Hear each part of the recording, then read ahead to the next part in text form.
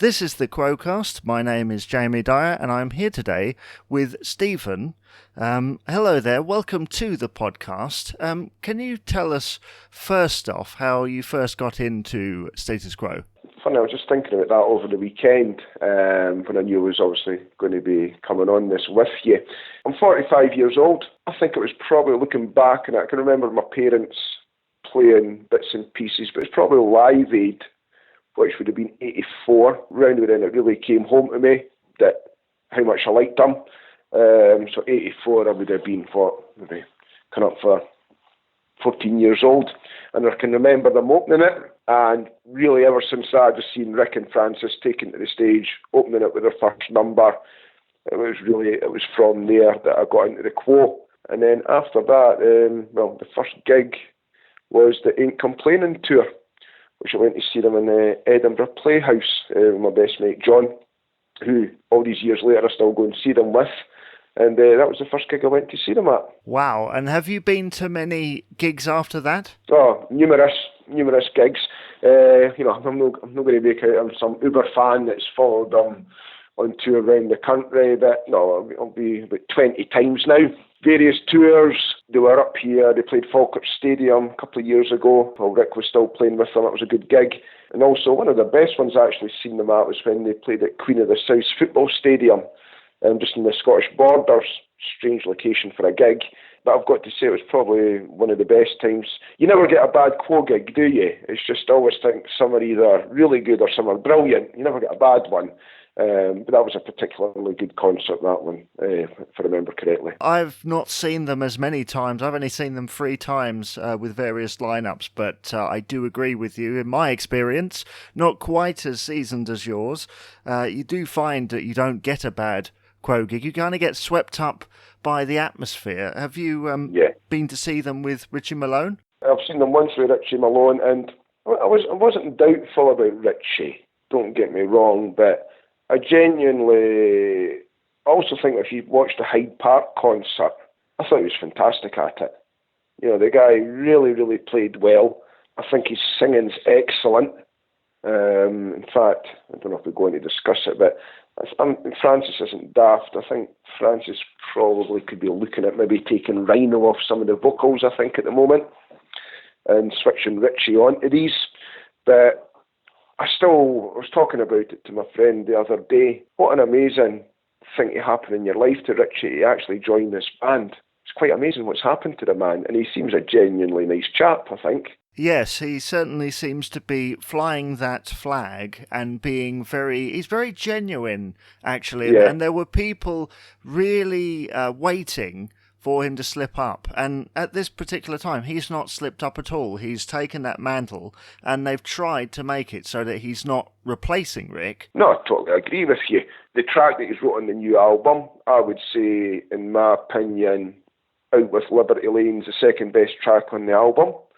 I think his singing's quite refreshing now on the album because Rick, who we all love, there's no point in not denying it, but his vocals were pretty poor over the last few years. You know, he simply didn't have the vocal strength anymore, and it was great. And I read an interview recently, the Metal Zine. It's on the internet, and Richie talks about giving his demo to Francis of the track that's on the album, and then hearing how Francis took it, changed it a wee bit, and then suddenly turned it into a Quo song.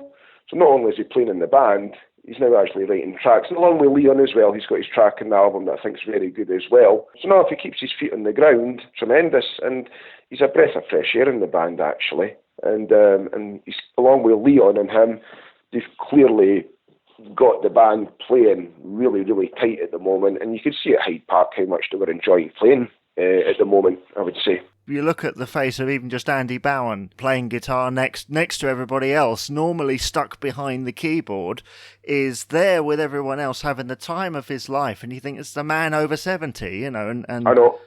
knocking it out the park. Yes, and there's a nice guy Andy, and he tends to not get a lot of credit, but there's a multi-instrumentalist. He doesn't get enough credit for what he's actually doing. He's playing the guitar, he's playing the keys, he's playing the mouth organ, he's writing tracks.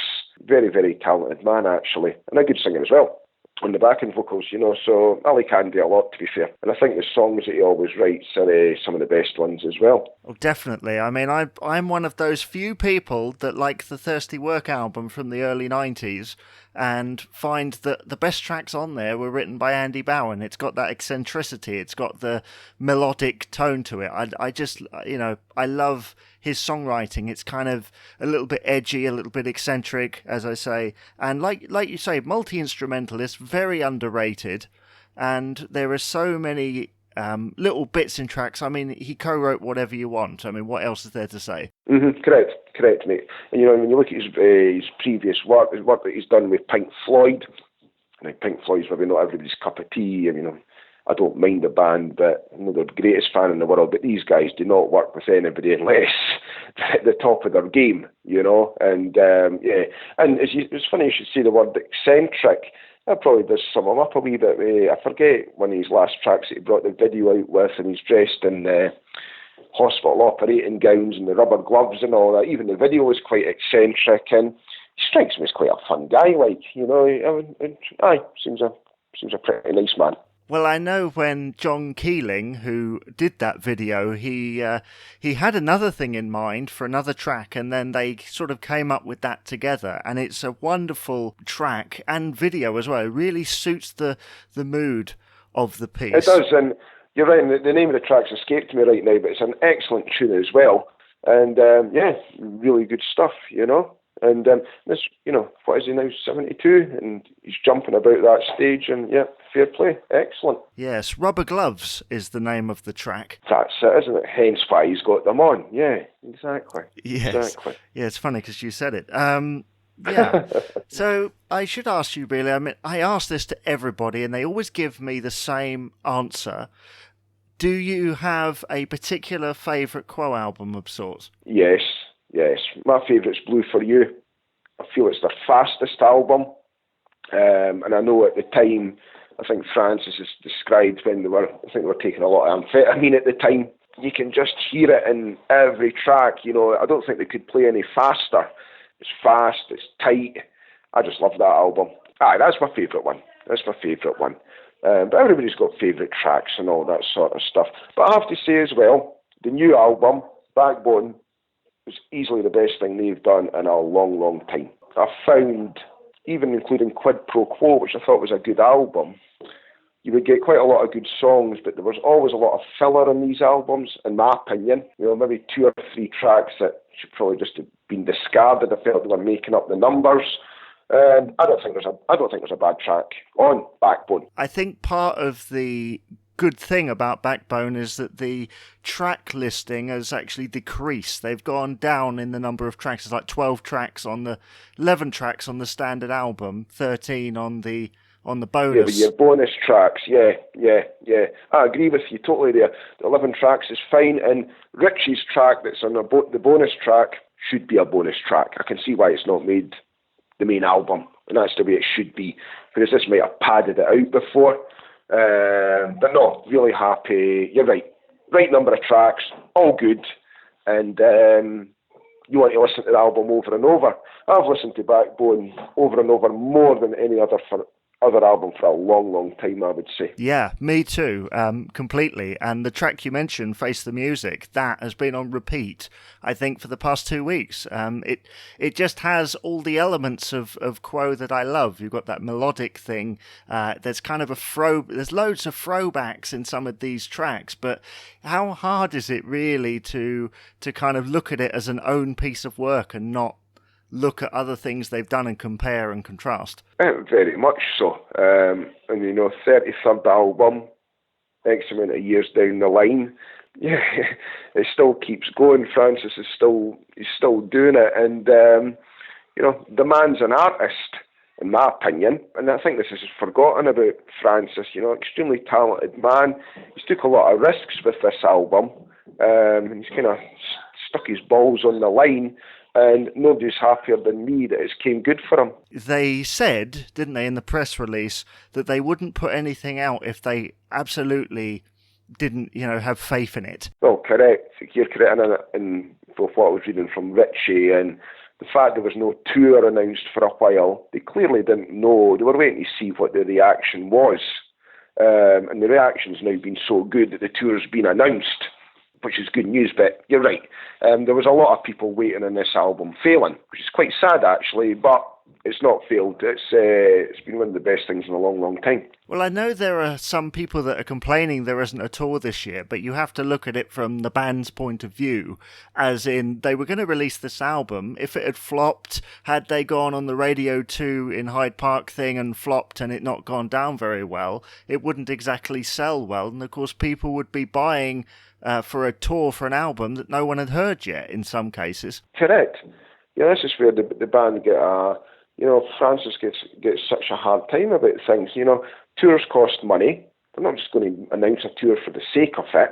So no, they've got to plan it properly. And I think as well, Francis has been doing all these other things. His country album, etc., which I was kind of hoping he was going to tour as well. But again, is that financially viable to tour that album?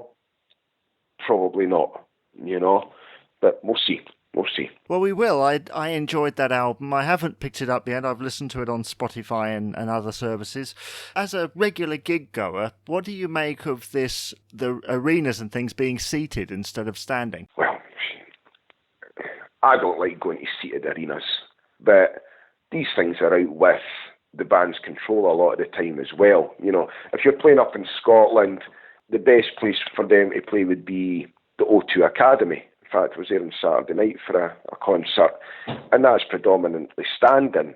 But we do forget there's a broad spectrum of people going to see Quo. There's people like me and you that are discussing this in a podcast, but you've also got the people that are getting on a bit and they want to go and hear rocking all over the world, and they're quite happy to go and sit.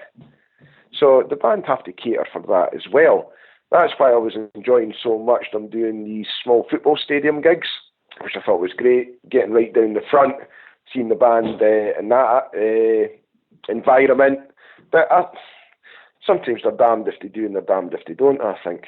Yeah, I do agree with you there. I mean, there is always that casual fan, and it's something that befalls a band when they've been around for as long as Quo have. They're going to have casual fans that will just go to hear the hits. Well, of course they do.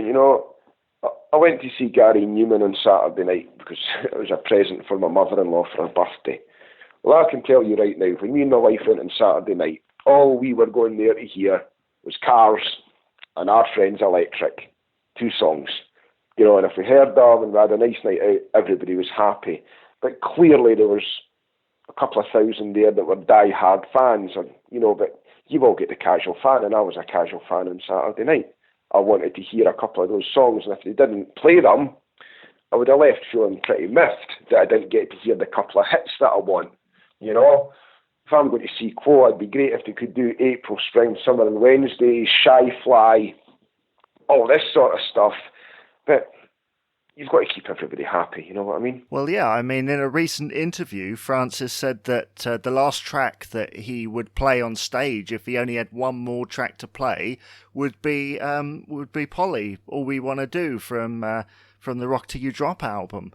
Now, you and I know what track that is, but of course he was on Good Morning Britain at the time. Most of the audience probably would be unfamiliar with this. 90% would be unfamiliar. Yeah, and so there are loads of things. I mean, did you see them on the Frantic Four tour? Yeah, I seen them. I was there on the second night at the O2 Academy.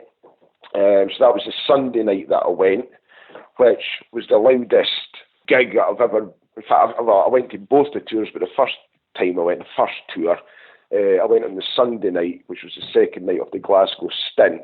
Probably the loudest gig I've been to in terms of a crowd, and it was fantastic. But I've got to say, though, and this is where I agree with Francis, when I went the second time, I'd heard it all before. It was the same set. Granted, they might have been a bit tighter, but after the first time I'd seen them, I thoroughly enjoyed it.